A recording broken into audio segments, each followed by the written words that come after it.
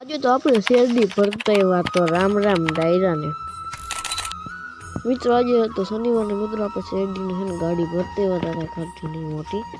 અને મિત્રો આપણે શેરડી છે ને આપણે ભેંસોને નાખવા માટે હતા અને મિત્રો કટિંગ કરી પછી આપણે ભેંસોને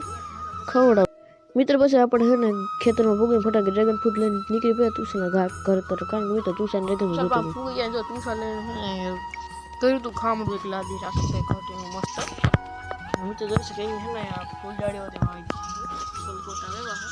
મિત્રો એ ફુવારા પણ ચાલુ હોય છે અત્યારે હાલમાં આ તુસાની ગા ભાઈ પાણી પાય છે સવારમાં